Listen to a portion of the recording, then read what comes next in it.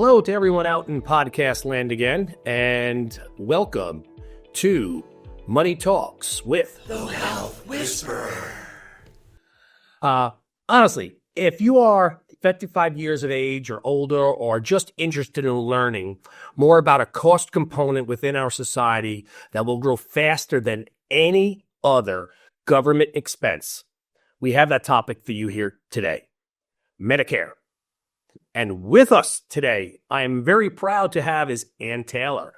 I cannot think of a better person to educate us on a topic that is just as important as, unfortunately, it can be confusing. Ann has spent 30 years guiding companies and individuals in the employees' benefits arena, Medicare, and HR. Ann is the owner of Tailored Benefits. And I found her to be an invaluable resource helping my clients and educating them and helping them navigate the Medicare maze. And hopefully you've been able to get a little rest since the end of Medicare open enrollment.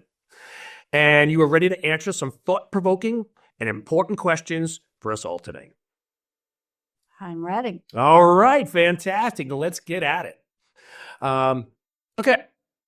If we're talking Medicare, it doesn't necessarily come out of the blue. We still have what's known as the U.S. Post Office. And the U.S. Post Office probably knows better than anybody else when Medicare open enrollment is coming upon us. And if you are over 62 or 63 years old, your mail carrier will let you know whether it is directly or indirectly. And indirectly means about the amount of things that you'll be receiving in the mail and marketing you towards hoping to have you select someone to help them with their Medicare alternative, supplement, etc. options. So as one gets near 65, can you tell us a little bit about the steps and the timetable that one would need to be concerned with? Sure.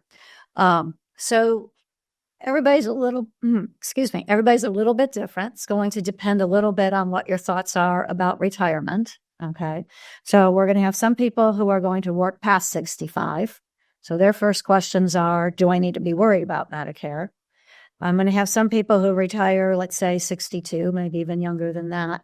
They want to know, how do I get from where I am to Medicare? Can we start on that one? Let's start with the easy stuff. Let's start the easy stuff. On somebody. Is somebody who knows they've got to do something at 65 and there's not significant confusion. They're pretty sure that they have to sign up. So what's the timetable there? If you're retired or you're not working full time, then at age 65, you are going to be on Medicare pretty much. Not too many ands, ifs, or buts about that. So the timeline actually is only 3 months prior to turning 65. You will sign up, is what I like to say, for Medicare. What you're actually doing is raising your hand, signing a little piece of paper like you did every year at open enrollment on your employee benefits plan from your employer saying, yes, I agree to pay X amount of dollars for Medicare. So Medicare has a cost to it, and you're basically saying, I'm signing up for Part B at $185 a month for the year 2025, and take that either out of my Social Security check or the government's going to send you a quarterly bill for that. Okay. So the soonest you can actually sign up for Medicare is 3 months prior to the first of the month that you turn 65. So Rob, what's your birth date? March 14th. March 14th. So March 1st, you would be eligible for Medicare, assuming that you were born in 1960 this year. Good thing I wasn't born that early. So I still got a few years to go. So you mentioned some of the things is 3 months before. What is too late? What is what is the date where I got to be signed up before? There could be some delay in my benefit, or there could be some break in benefit, which would, okay. If you don't sign up by 3 months prior. So March is your month that you become 65. So April, May, June in that case. If you're signing up past June 1st for Medicare, you actually would have a penalty for Part B for not participating. So it's not 3 months before. I have as much as 3 months after. After as well. Okay. Now, that's as soon as you can actually get the ball rolling with Social Security, who then says yes to Medicare, you can have Medicare. Now, many people in that situation who are retired or not working full time prior to age 65 will meet with me maybe about a year ahead of time to have some idea of what their Medicare options look like and what their costs are going to be. Okay. So again, it's hypothetical. If you're meeting with me today and 2 years from now, Rob, you're turning 65, it's a best guess as to what anybody's costs will be, but we can give you today's costs and what the programs look like, and you can have some idea of what your medical coverage is going to look You talked about Medicare Part B cost, is what is known as traditional Medicare. For what I do for a living, I'm pretty versed in this question. So if it's not something you're deeply knowledgeable, I'll be happy to expand upon. But you mentioned a number, 185. That is not actually true for everybody. You just tell at a high level, what's your knowledge on what that cost? Could that cost be less? Okay. So the $185 a month is what the average, and what's the question? The question becomes, what's the average person pays for Medicare? $185 a month, and that for most people comes right out of their Social Security check. Okay, so if you are what I will call low income, all right, so you don't have much income coming in and you have very little in assets, then Medicare, the federal government will help. Okay. To the other side, can it be more? Other side, we have what we call the IRMA, the Income Related Monthly Adjustment. I never liked her, but I've spent most of my career hating her husband, FICA. I hate that guy. But then all of a sudden, he goes out of my life, and his wife, Irma, comes in, and she starts taking all my money. Can you tell a little about this woman, Irma, and what she's doing? Okay, so this is the big gotcha, and one of the biggest surprise for people earning right now. The number's $204,000 joint income tax, but I'll round it and just say for people earning over $200,000 a year, 2 years prior to the year that they go on Medicare. So when you're 63, whatever your income, your joint income is on your tax return for 2 years prior is what Social Security is looking at as your income. And based upon that, they actually surcharge you. That's my explanation for it. Okay. Fair. It's not what the government calls it, but they would say it's because you're a high income earner, you can afford to pay more. Best I can tell, it's a tax, but let's call it a surcharge. Okay, so there is surcharge, and there are 4 different bands. So some people pay anywhere from $185 a month for Medicare up to $605 a month for Medicare. It's a lot more than 185. Yes. So based upon your income, you're looking at that. And again, sometimes even when I talk to people, I just talked to a couple the other day who are 60, and they said, what should we be looking out for? And I said, you ought to be sitting with your financial planner and making certain that you're looking at this IRMA, because in this case, they were very close to it. He estimated income at $200,000 a year. But you want to make certain that you and your financial planner have looked at every aspect of that plan to make certain that you're not cresting it. The last thing I want somebody to be is $206,000, because probably you could have figured out ways. Oh, there's some pretty easy strategic ways. So I think that's great insight that you're providing. Is Medicare mandatory?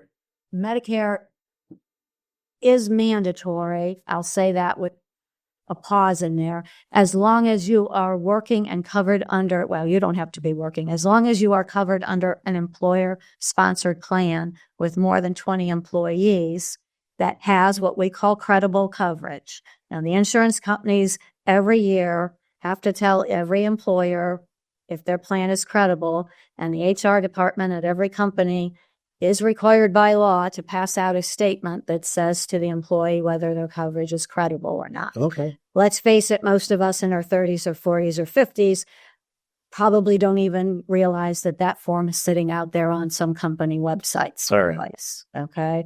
So I usually have a discussion with people if they want to keep working to just double check with their HR department and make certain that they have what we call credible coverage. Credible coverage in a nutshell, Rob, basically says that this coverage by the employer is as good as or equal to Medicare coverage. More than 20 employees. More than 20 employees. What's this less than 20? Is it a choice or is it a mandatory? Less than 20 employees, it's mandatory. It's required by that you transition over to Medicare. Transition over to Medicare. Got it. Correct. All right, so we skipped over A and we jumped to B. Right. How does A come into play when it turns 65? Is that something everybody has to Great question. So as long as you've worked your 40 quarters, as long as you've worked 10 years, and you've paid Social Security and Medicare taxes, then you are automatically eligible for Medicare Part A when you turn 65. Okay. Okay. Historically, Medicare actually sort of, I like to say, turn that on in the background. All right. Okay. And they sent you a card and it said Medicare Part A effective March 1, 2025, Rob. All right. Okay. Medicare no longer sends that card out. So it is a good idea if you want it on, you don't pay for it. So there's no reason in general not to take it. There are a couple reasons, but in general, most people will want it on. They can actually go and sign up for Part A only to make certain that it comes on in the background. Okay. If you don't, though, I will say you're entitled to it. And should you need it, Medicare can process it through for you. Okay. If this is too complex for this discussion, let me know. We can defer it. Yeah. Part A and high deductible plans that would allow me to do an HSA. Correct. Do those two meet, and does that sometimes lead to a decision? That's one of those items. That is the number one item why people would not want their Part A to be active. Okay, is that you have an HSA plan, which is a health insurance plan with a high deductible. That in and of itself isn't the issue. Okay. It's the second component of an HSA plan, which is a savings plan. Okay. If you are putting money into a health savings account to pay medical expenses, that's where having Part A would actually nullify the tax benefit of the which is an important reason why people do HSAs. So I do an HSA. Correct. I'm sure a lot of people want to talk about that with you. Let's go on to another question I have today. If I work past 65, and we're opening Pandora's box here, I know there's only so much we're going to be able to cover in today. So if I work past 65, what are the variables I need to consider in figuring out what I have and what I don't have to do? If you work past 65. So I would suggest talking to somebody like myself. Okay. Because I'm going to run through with you a battery of questions. Do you have an HSA? Do you contribute to an HSA? Are you working for more than an employer with more than 20 employees? Is it credible coverage? All these questions come into play. What are your deductions? What does it look like? Everybody's case is a little bit different. Okay. Mm-hmm. So what are you paying for these premiums?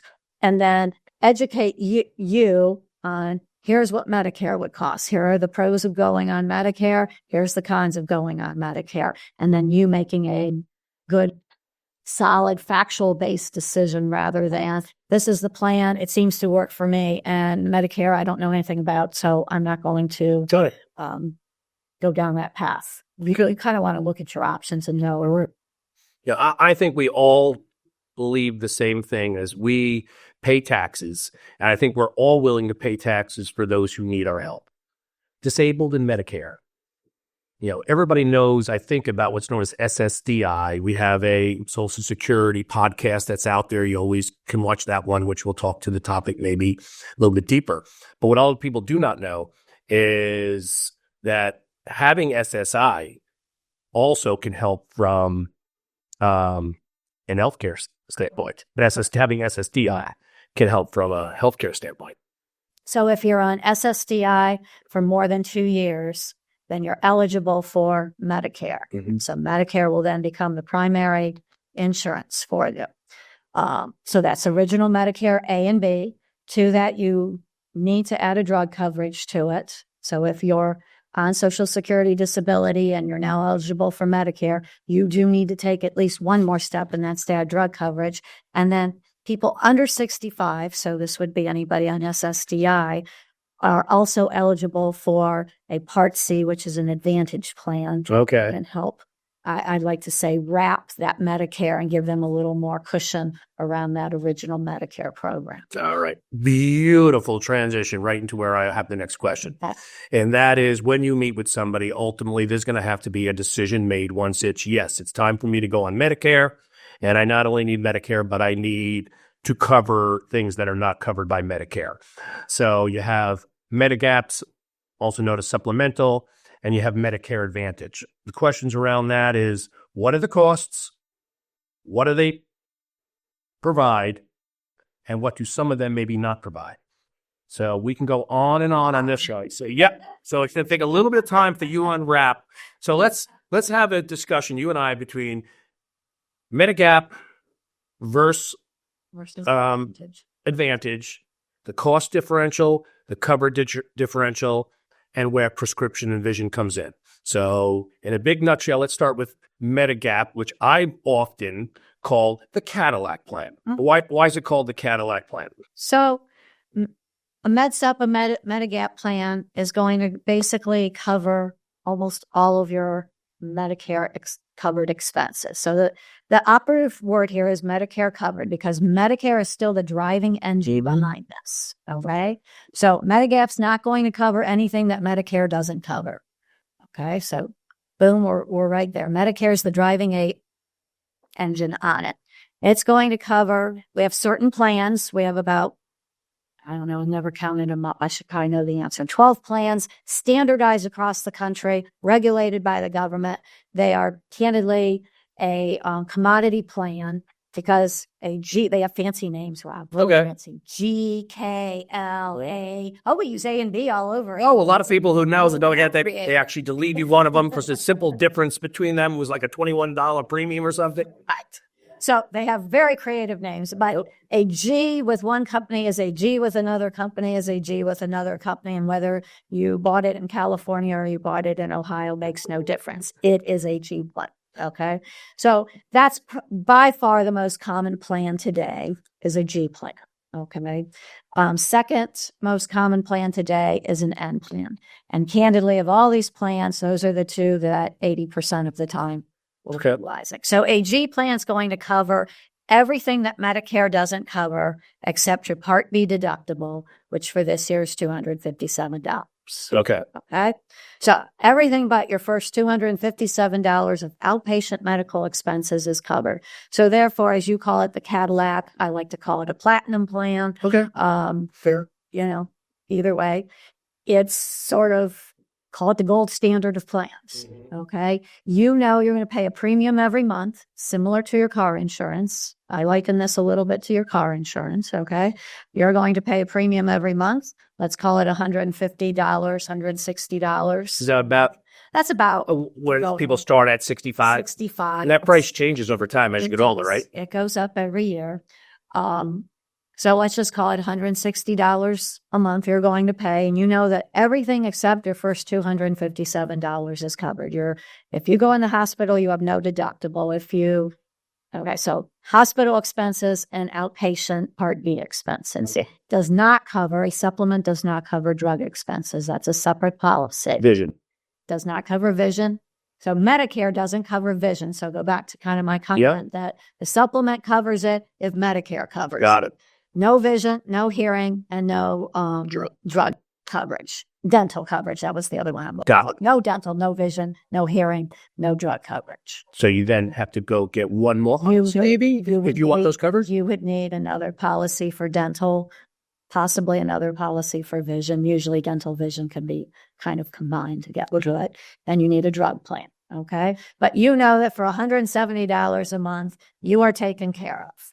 I have one client told me one time that she can afford it. She wants her kids to know that she goes in the hospital or she has multiple medical expenses, she is taken care of. They have no worries. Is this 170 for a couple, 170 for an individual? For an individual. Okay. Everything in this field is all individualized. That is one of the hardest things to get used to when you switch over to from a Medicare. family plan, maybe. Yeah, you're used to walking down the road together and whatever the employer said was the plan, you're both probably jumping on that same plan together, unless you both had employer plans. But that is the hardest concept. And the other concept, and I hear this all the time, is, and I'll be a little stereotypical here, it's not always this way, but I'll have the man say to me, I'll take whatever plan she's taking. And that doesn't always work in Medicare because your health and her health are individualized. They're individualized at that point. So, I got a question I hear a lot about, and I'm not versed enough to answer it. So that's why I have someone like you to be able to tap. Travel or traveling overseas, Medigap supplemental versus Advantage. You hear that. What does that mean when people say, You need this because travel. So a Medigap policy will cover travel, usually up to about $250,000 if you're hospitalized overseas. Both policies will cover an emergency. Okay, you're always covered under an emergency. But understand that both policies, candidly, are going to pay on the spot. If you're in the hospital in Germany for 6 weeks, okay, that German hospital may require payment before you leave the country. Well, Okay. Now, then they will give you your bills. You need to translate them into English and then send them on to Medicare or onto your Advantage company in an emergency situation, usually an Advantage plan up to about $25,000. But if you have a stroke while you're in Germany and you're there for 6 weeks because they're not allowing you on a plane to come home due to pressure regulations, et cetera, you could be there a long time and rack up a decent medical bill. In that instance, it may be advantageous if you had a Medicare policy versus an Advantage plan. Well, either one, you may be required to pay on the spot and then have it reimbursed once you get home. But in the Advantage, you may not get reimbursed nearly as much. Correct. Okay. Correct. And so, therefore, there are policies, and they're relatively inexpensive. So if you really want peace of mind, it's to buy a travel policy while you're, especially if you're overseas. They will pay on the spot. Well, They will take care of it over there for you. They will even help coordinate care over there for you. That's what an international travel policy. and who do you engage to get that? Same thing, the same person who sends you your Gap or Advantage? In most cases. Okay, that's probably a discussion you're having with people then. Right. All right, then I'm going to ask you a question that I deal with often, and that is almost everybody that I work with on a daily basis has resources and has significant resources. And sometimes people with these resources are telling me that they're on an Advantage plan. I'm not setting you up for this. I'm honestly, truly asking, is there going to be an instance where somebody's worth 10, 20, $30 million and they're better off with an Advantage plan over a Medigap? So it's my answer is it depends on you. I believe there's no right or wrong answer to this. You can get into big discussions on this, okay? A Medigap policy, let's go back to our earlier discussion. It's going to be any doctor anywhere, any hospital anywhere in the United States who takes Medicare. That's the two beauties of this gap policy as far as I see it is. Any doctor, any place, okay? So no networks that you're worried about. And you're paying up front your costs. It doesn't matter. You need 40 treatments, go have 40 treatments done as long as it's covered by Medicare, okay? An Advantage plan is a managed care plan. The whole idea is that you are basically saying to this insurance company, manage my care a little bit for me. From managing my care, I'm going to get some extras for you, but you're going to have a network that you need to work within, okay? That's your big one. And then, but for that, they're going to give you some extras in the way of dental and vision and hearing benefits, okay? It's more of a pay-as-you-go plan. So most Advantage plans are going to have a maximum out of pocket. Okay. Let's call it $5,000, okay? Somewhere a little bit less, somewhere a little bit more. But let's just call the average $5,000. So somebody can afford to spend $5,000, okay? They have the resources. Should the worst case happen, they have the resources for it. They may decide that an Advantage plan makes sense for them. Okay. I have other people who have resources who are like, I don't want anybody telling me what to do. I'm in charge of my destiny. I want to control the shots as much as possible. So I'm going to take a Medigap plan. If I pay a little bit extra for that control and that factor of I'm going to go where I want to go. I want to pick up the phone to MD Anderson, or I want to have the phone to the Mayo Clinic, pick up the phone and go. Okay. So again, different people will have different feelings on this. All right. Okay. So instead of making things more seamless and easy to understand, let's just make it even more confusing. How many Advantage plans are there out there? Hamilton County has 118. Montgomery County has 98 that I'm sifting through all the time. Can you tell us the specifics of each one of those 98 today? No, I'm just kidding. No, you can ask me that question, and my answer is no. I need a cheat sheet. I can't memorize 118 in Hamilton County and Montgomery County, and then let's talk Covington, let's talk Kenton County has a whole different set of advantage plans. To the masses, which they'd be very interested in, are there cost differentials between these different 98 plans? Are there some that are significantly more expensive, and are any of them free?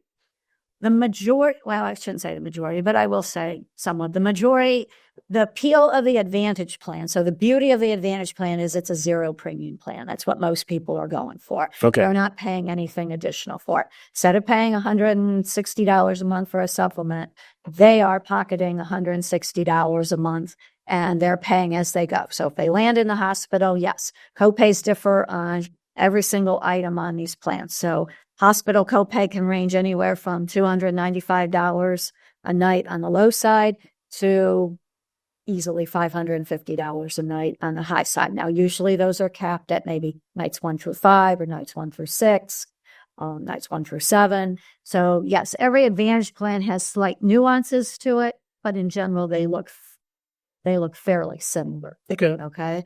And you're really looking on an Advantage plan to match up your doctors and your medications. Those are the two criteria that drive which Advantage plan you're going to. Okay, makes sense.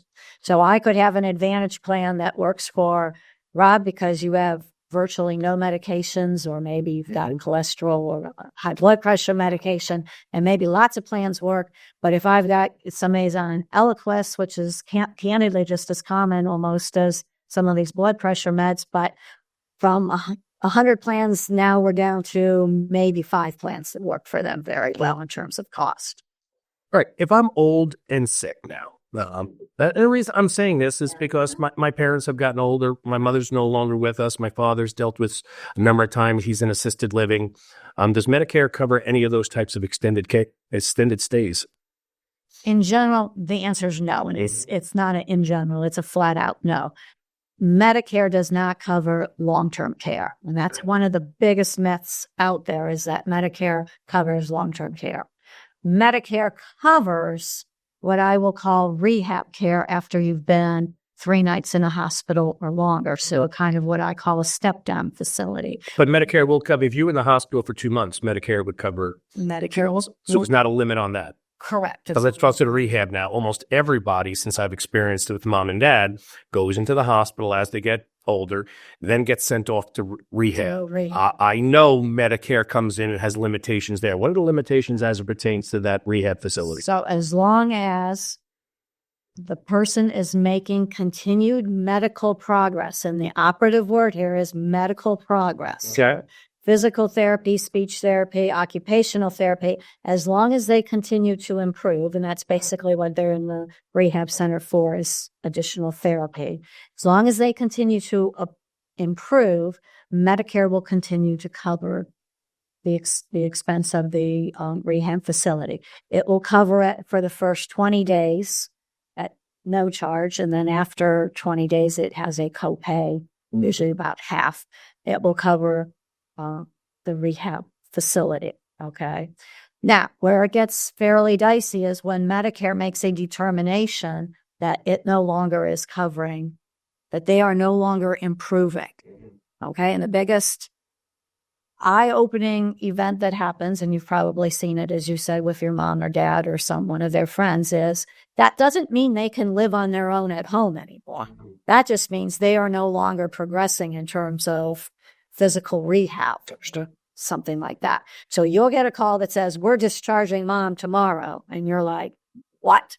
To where? To where? And they're like, your problem, not our problem, is basically what they're going to say to you. Okay.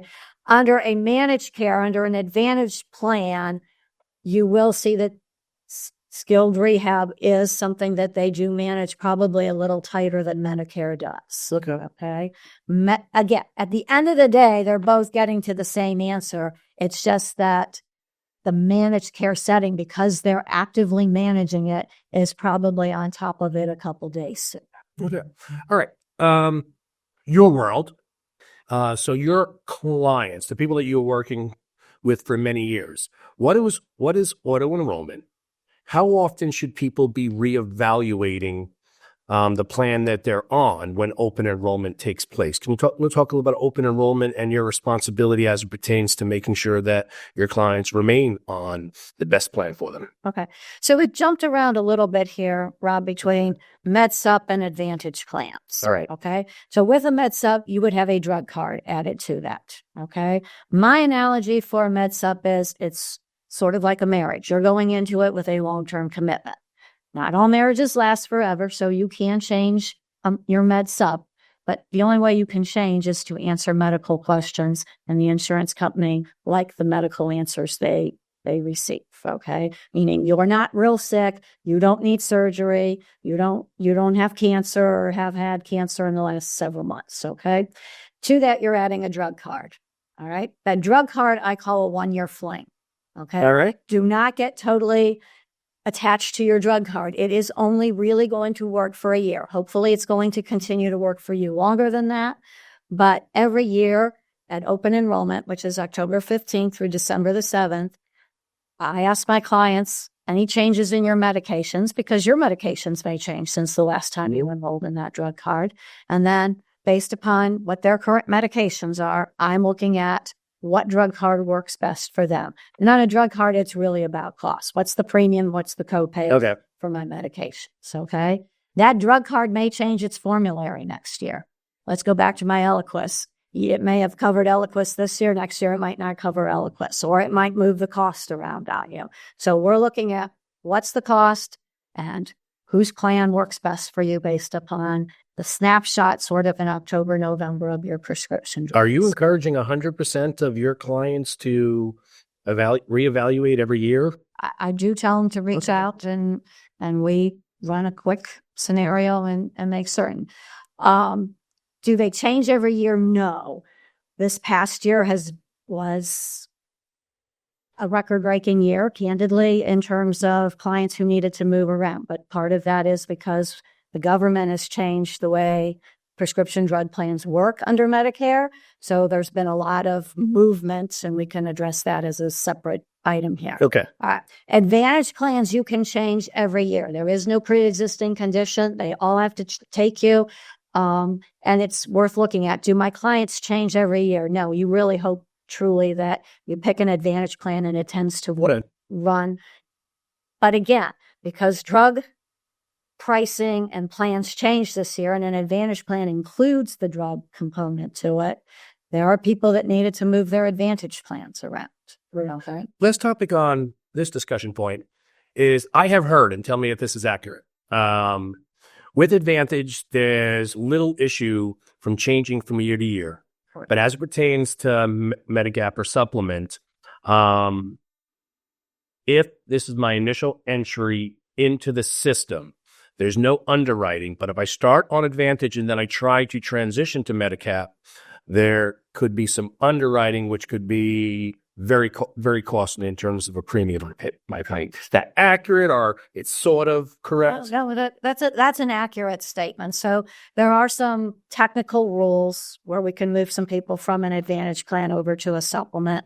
But they're technical and they only work in certain scenarios. For most people, if you've chosen an Advantage plan, then the only way to get into a supplement in the future is to be able to answer health questions.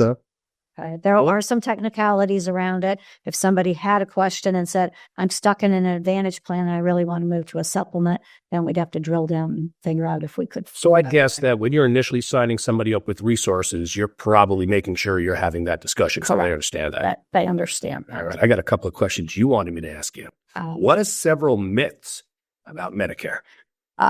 So I think the first myth, this would be more for people who aren't on Medicare, but I think the first eye-opening myth for most people is that they actually pay for Medicare. Okay. I think most people think I've paid into it all my life as I'm working, and when I hit 65, I suddenly am going to have Medicare and it's not going to cost me. I have some people who $185 is heart-stopping to them. Mm-hmm. And then again, for people who are earning above $200,000 joint income, when they see the numbers, I've had several clients continue to work longer just because they are like, whoa, I mean, I was not budgeting for this. $600 a month, if you're not budgeting for it ahead of time, can be a whopper. Yes, but that all being said, if they're paying $600 a month, that's because their taxable income is I always tell people that is good news is you're paying taxes, is bad news is you're paying absolutely taxes, right? I mean, yes, absolutely. But it can be a little show-stopping for... Any other myths, or that's the primary? I think that's the primary one. I think we touched on the second one, which is already the long-term care. Most people sort of believe that there's some sort of long-term care component to it. Even people who know there's no long-term care component to it are still caught off guard, especially with that phone call, with that skilled nursing. Yep. Going to be releasing, and that they're like, releasing where? To you. And you'll have to make that. You'll have to figure that out. Do you? Yes. We suggest you figure that. I think the drug component is a little bit out there for people, because you sign up for A and B, and yet you still have to go to a private company for prescription drug coverage. I think that's confusing for people. I don't know that it's a myth, but I think it's confusing that you sign up for Medicare A and B and have to go someplace else to get your meds up. People are like, well, I signed up for B, so I'm done, right, Ann? And I'm like, no, you're not done. You just started down the process. I think the prescription drug coverage can be, again, kind of a big... It's okay.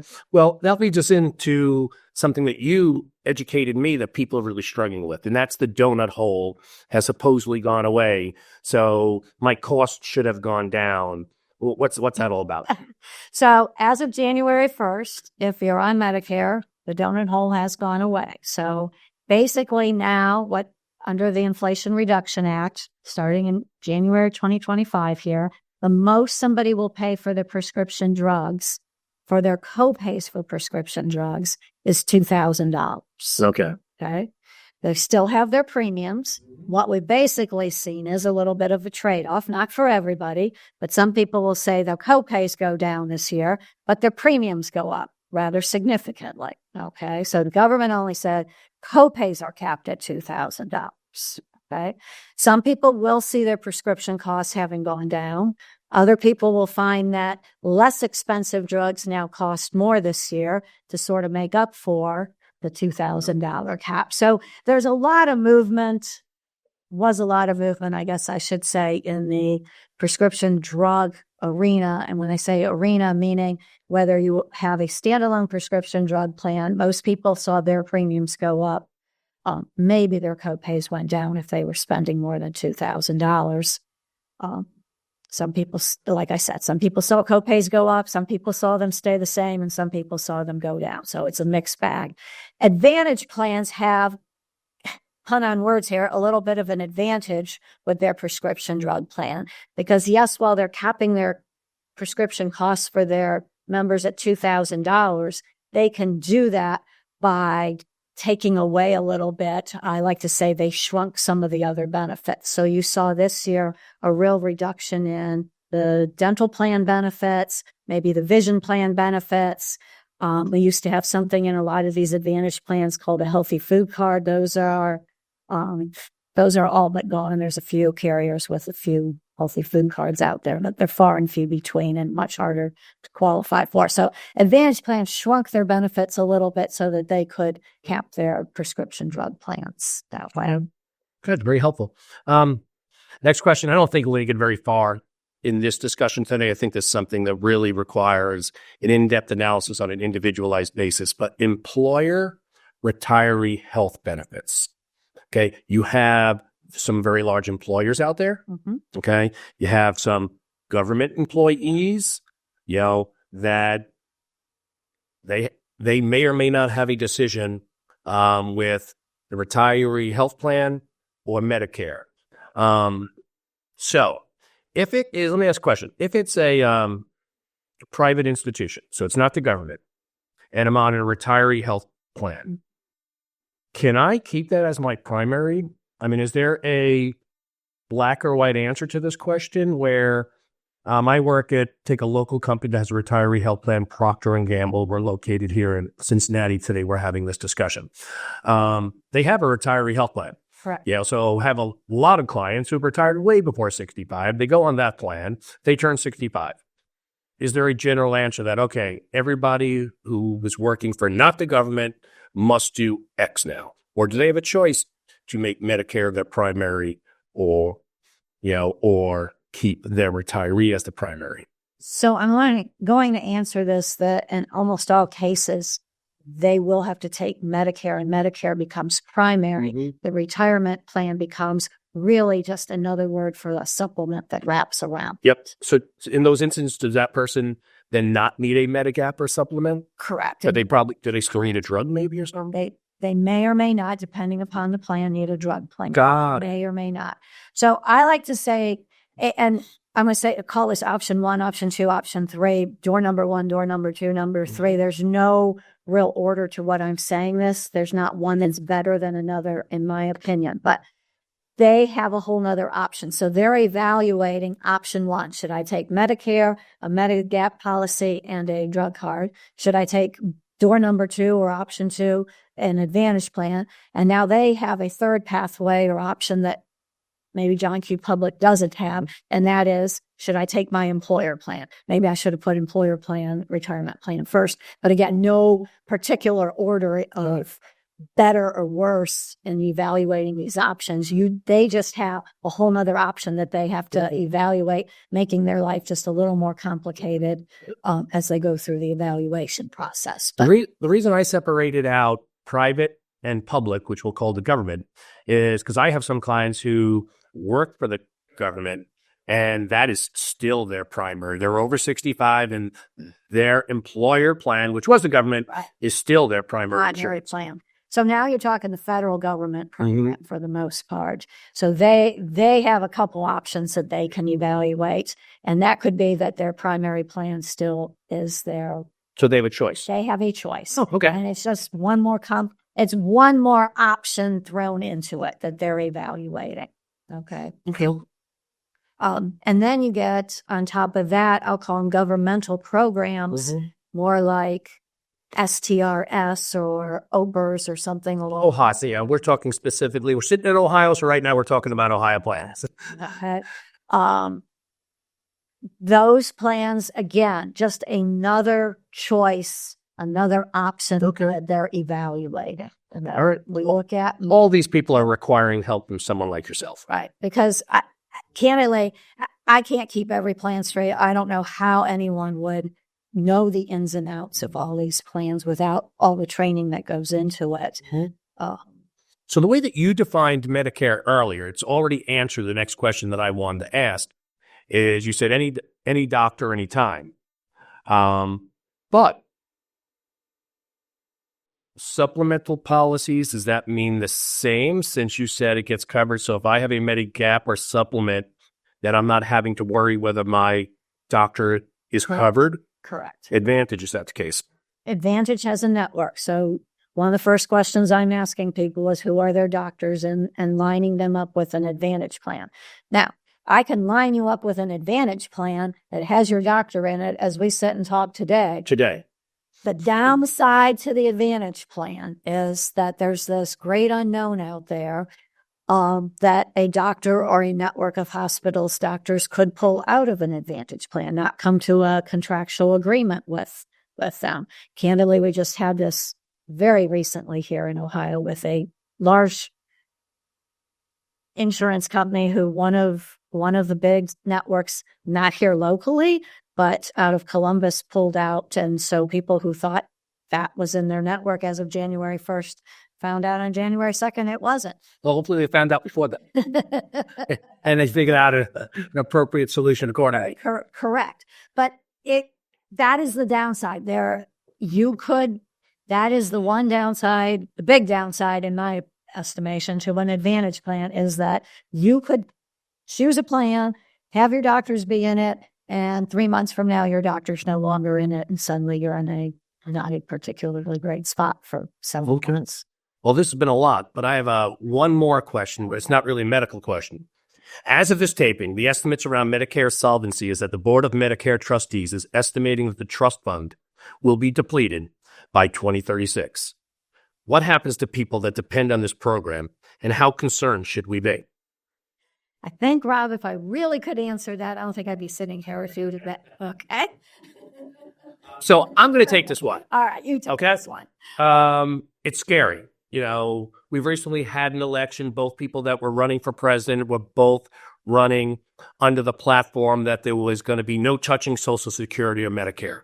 Unfortunately, from the statement that I just made, something needs to be done. Money just doesn't all of a sudden appear, as it has felt that way for so long in society. Is literally, if we continue on the path that we're on, and we woke up on January 1st of 2036, I think there would be, in that given year, if you think of it this way, there's money coming in through withholdings from people's paychecks that goes into the Medicare system. There would be 65, 70 cents on the dollar that could still be covered. Okay? So that means there's 30, 35% that would not be covered. That money would not magically appear because your government could immediately issue government bonds. So when people out there, and I'm going to keep this very brief now, is running a deficit and printing money means this: issuing treasury bonds in the United States. All right? There's no guarantee that people are going to buy those. If all of a sudden, out of nowhere, the size of Medicare, they had to come up with a 35% hole, the cost of borrowing would skyrocket in a capacity that there would undoubtedly become a reduction, if not a very significant reduction, in services that were paid for by the government. So my answer to you all, yes, you should be extremely scared. Can we figure this out? Yeah. I mean, we're in 2025. This is 2036. Hopefully, calmer and brighter minds will put the appropriate attention to it. But as it pertains to you, the public, and Medicare, I think the most important thing is once you start getting to 63 years old, you find that right person. You want to make sure, and it's probably not going to be someone you're going to find from your mailbox. It's probably somebody that you're going to find from friends and family who have gone through prior. I assume that a majority, if not all, of your new clients are referrals. Yeah. Okay. Yeah. And I assume people don't refer people that they're not going to refer someone to someone they're not happy with. Correct. Okay. So that would be my input, because as we noted multiple times in this discussion, your Medicare needs to be individualized. As always, we appreciate you taking your important and probably not abundant free time to spend with us today. We hope you have found the information we have provided to be educational. And if you need or wish to ask questions of our guest, Ann, or my organization, ways to contact us will follow. Until next time, this is The Health Whisperer, signing off. For all podcast or guest-related questions, please email us at dlacadvisors@dlacadvisors.com. For all questions or inquiries into the services that are provided by DLAC Wealth Advisors, please contact us at elliot.singer@dlacadvisors.com. That's Elliot with 2 T's. Please also visit our description for helpful links.